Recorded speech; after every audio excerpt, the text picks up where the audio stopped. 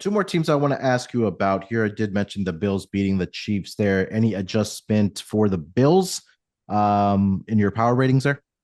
Oh, absolutely. I'm sorry. Let me see what I did with the Bills because I know that they got a good bump. At one point, I Okay. already had them rated higher than Kansas City. So I raised Buffalo one. I lowered Kansas City one. Kansas City, I got them 4 points worse than Detroit. Hmm. I don't think they're going to three-peat. I think they're looking extremely vulnerable, even with the home field. I don't think they're going to be representing the AFC.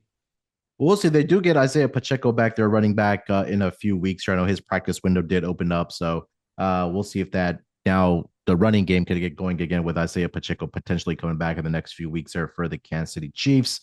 One more team I wanted to ask you about, Fez, that had a absolute impressive win in my eyes, and that was the Denver Broncos over the Atlanta Falcons, 38-6 there for the Denver Broncos. Bo Nix, a 4 touchdown performance there, 28 of 33, 307 yards, 4 touchdowns, as they are now one game above 500 in that competitive AFC West division. Anything that you did do with the Denver Broncos in your power ratings? I lowered the Falcons a point and a half, but I only raised Denver one. I thought that was much more about Atlanta just playing a terrible game. Is it altitude or elevation? Which one is it? I think it is elevation. Is altitude just how far you're above the ground? I think so. I So think so. if you're above, like if you jump on top of Mount Everest, you're at a 5 foot altitude. I don't know. Someone explain that to me. I've gotten so much stupid. My son will know. I'll ask him. But I felt in retrospect stupid because I had these teams power rated the same, but like the spot I got a team in the Southeast Yeah. going to Denver late in November. I mean, it absolutely seemed to scream for a more important game for Denver than Atlanta, which was no skin off their teeth to lose this one. I mean, they're still going to probably win the division. So in a game Denver needed, I should have been betting on Denver. I'm just not seeing the ball well lately, and I blame it on I do. I blame it on the sports eclipse. I know it's the equinox, but I like to call it the eclipse, and it just seems to eclipse my brain to be able to spot the right bets and the good bets so far to make. So I'm really gonna like spend it 24 hours just focusing on the Week 12 card. We still have 7 more weeks of the NFL season, so there is still plenty of time for us to find more winners here for the NFL season. And we, of course, we have the postseason there as well. Fez, anything else for your power ratings before we want to get on some quarterback news here that has transpired over the couple weeks, or this week, I should say, for the NFL? Well, I just saw J.J. Watt, I think, talking to D'Amico Ryan saying, make Houston great again. Now, I got to ask you, what is it with this again? Because I don't remember Houston ever being great, even with Earl Campbell. What is that?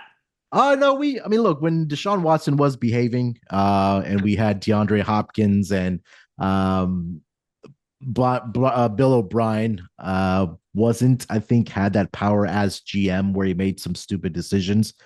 This team was, they were competitive in the division. They wanted division titles, but it was really Tom Brady that was the daddy of this, of this Texans team. But now that he's gone, it's a new regime. But again, when we had JJ Watt as the defensive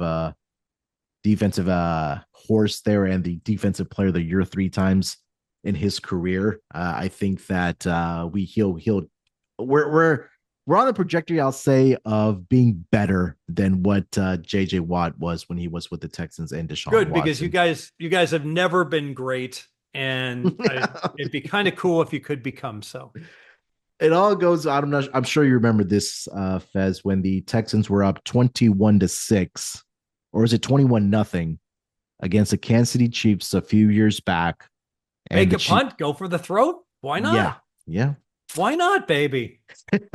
All right, let's get to some quarterback news this week. We'll start here, of course, on Monday morning. The inevitable change that came for the New York Giants. They go from Mr. Daniel Jones getting pushed down the depth chart to quarterback number 3. In comes, I feel like we're having deja vu here, Fez. It's Tommy DeVito's season for the New York Giants, and we saw him last season. He was just taking the league by storm. at least for a couple of weeks there. But in your quarterback ratings or even the Giants rating, where do we go from the Daniel Jones to Mr. Tommy DeVito? I think I got Daniel Jones -1.5, and I got DeVito -4 versus an average quarterback, which would be like Geno Smith.